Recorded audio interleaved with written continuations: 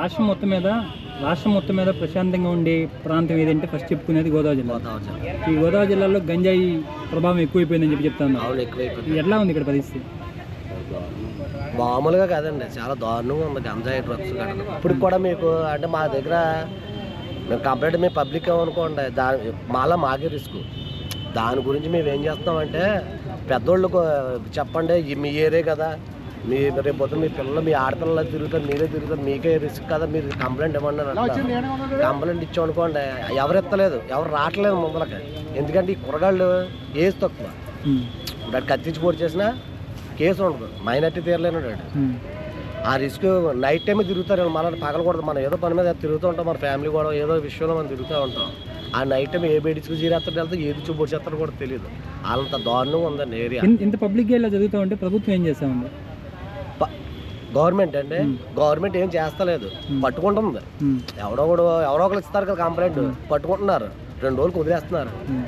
మళ్ళీ యథావిధి దాని పక్కగా చర్య తీసుకుంటలేదు పోలీసు వాళ్ళు కూడా. ఏమనంటే ఎవరైనా కంప్లైంట్ ఇస్తే చర్య చేస్తా ఉన్నారు. ఎవరు చేస్తారు చెప్పండి? ఎవరింట్లో వాళ్ళు వచ్చి పెడతారు సంతకం? నేను పక్కగా చేస్తున్నాను. ఏమైనా చేస్తానంటే నైట్ టైం వాడికి ఏ అటాక్ జరుగుతుంది ఇంకంతే. తర్వాత ఆ పక్క కూడా మేము చెప్పాం, ఆలకించలేదు, ఆడు వెళ్ళి చెప్పాడు అనవసరంగానే. ఆడి పక్క కానీ జరిగి మనకెందుకులో దోలని చెప్పేసి అలా ఎవడు మట్టుకాడు వదిలేస్తున్నారండి. వైఎస్ఆర్ కాంగ్రెస్ పార్టీ ప్రభుత్వం వచ్చిన తర్వాత ఈ గంజాయి డ్రగ్స్ ప్రభావం చాలా ఎక్కువైపోతుంది. నేను చెప్తా కదండి, ఫస్ట్ రాజశేఖర రెడ్డి గారు ఎలా చేస్తారో అలా చేస్తారు అనుకుని ప్రతి ఒక్కరు మేము అనుకున్నాం ఫస్ట్లోనే. తర్వాత ఎలా తయారైందంటే, ఇప్పుడు నేను తాపి మేస్తుండే, తాపి పని చేసుకునేవాడిని. స్టార్టింగ్ రాగానే మాకు దెబ్బ కొట్టాడు, మామూలుగా కాదు. అడ్రస్ అంటే తాపి మేస్త్రే కాదు, మొత్తం ఆల్ వర్కర్స్, షాపులు, ఐరన్ షాప్ ఒకటి, సిమెంట్ కొట్టాడు, electrical shop, plumbing shop, hardware, మీకు వుడ్ వర్క్, ప్రతి ఒక్కడి పడుకు కొట్టాడు. ఫోన్లో కొట్టాడా, పోనీ 10 రూపాయలు సంపాదించుకునే టైంలోనేమో కోవిడ్ టైం వచ్చింది. అతలా కొత్తలో అయిపోయి ఇంట్లో చాలా మంది కూడా ఇంట్లో పోయారు. నా ఫ్యామిలీలోనే పోయారు కోవిడ్లో. డబ్బులు లేవు, ప్రైవేట్ హాస్పిటల్లో చూపించుకోవాలంటే గవర్నమెంట్ హాస్పిటల్. నేను పడ్డాను బాధ, మామూలు బాధ పడలేదు. కోవిడ్లో ఒకే ఆక్సిజన్ ఒక మనిషికి పనిచేస్తుంది, 3కి ఇచ్చేవారు జనరల్ హాస్పిటల్లో ఆక్సిజన్ బుడ్డు పోయిందనుకో, లేదు ఇంకా మంచి చచ్చిపోయినట్టే. బుడ్డు కూడా లేదు పెట్టనాక. నా జనరల్ హాస్పిటల్లో నేను ఒక బుడ్డు దొంగతనం చేసి పెట్టుకున్నాను నేను నా భార్యకి. అంత పరిస్థితి వచ్చింది.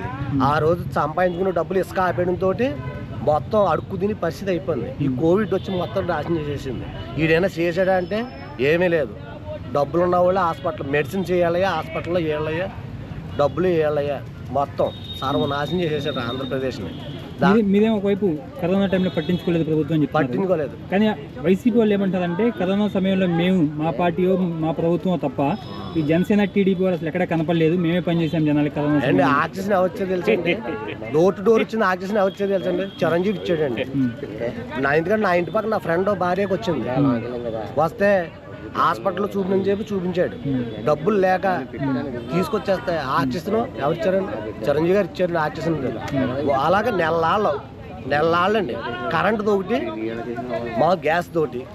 ఎందుకంటే కరెంట్ ఉందని చెప్పి ఇది పెట్టమని, మరి గ్యాస్ బేగ అయిపోద్ది కదా, కరెంట్ పోయినప్పుడేమో దీన్ని పెట్టమని ఆక్సిజన్. అలా నెలలాళ్ళు చిరంజీవి ఇచ్చాడండి. చాలా మందికి ప్రాణాలను పెట్టింది ఎవరంటే చిరంజీవి అండి, ఎక్కువ శాతం ఆక్సిజన్ ఇచ్చి. చిరంజీవి అంటే ఇప్పుడు క్వశ్చన్ వచ్చింది, చిరంజీవి రాజకీయాలకు సంబంధం లేకుండా ప్రశాంతంగా తన పని తను చేసుకుంటా ఉన్నాడు. నిన్న ఒక వ్యక్తిగానో లేకపోతే ఒక సామాన్యుడిగానో లేకపోతే ఒక వ్యక్తిగా తన అభిప్రాయం తెలియజేశాడు. బీజేపీ జనసేన టీడీపీ కూటమికి మద్దతు ఇవ్వండి అని చెప్పి తన అభిప్రాయం తను చెప్తున్నాడు. దాన్ని కూడా యువతల వైసీపీ వాళ్ళు రాజకీయం చేస్తూ చిరంజీవిని అందరాన్ని మాట్లాడుతూ ఉన్నారు. చూసానండి మేము కూడా, గుంటనక్కలు, ముళ్ళపందులు ఇవన్నీ. ఎందుకంటే ఈ అదవలకు వస్తాడు ఆ మాటలు.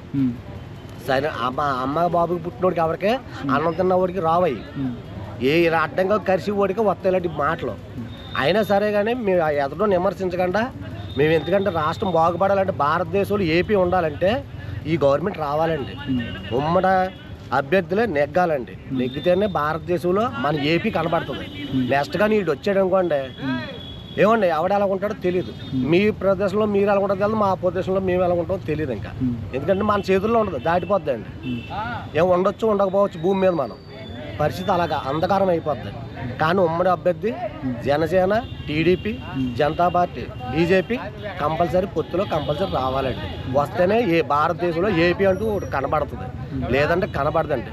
డ్రగ్స్మయం, మద్యమయం, ఎవడన్నా మాట్లాడితే బతికుండగా కప్పేటేస్తారు కూడా. మీరేమో ఒకవైపు ఈ కూటమి అధికారంలోకి వస్తే బాగుంటుందని చెప్పి మీరు అంటున్నారు. అవునండి. కానీ వైసీపీ వాళ్ళు ఏమంటారు అంటే 175 మేమే గెలుస్తాం అంటున్నారు. ఏమంటే నేను అంటానండి, నేను పవన్ కళ్యాణ్ సీఎం అని అనుకుంటాను, కానీ పవన్ కళ్యాణ్ ఎందుకు తగ్గాడండి ఆయన? మేము అసలు ఒప్పుకోపోదాం తగ్గనాక, కానీ తగ్గుతాం. ఎందుకు తగ్గుతాం అంటే ఏపీ బాగుపడాలి. చదువుకుని యువత ఎంతోమంది వేరే వాటికి, ఎందుకంటే తల్లిదండ్రుల మీద ఎన్నాలని భారం పడతారండి వాళ్ళు.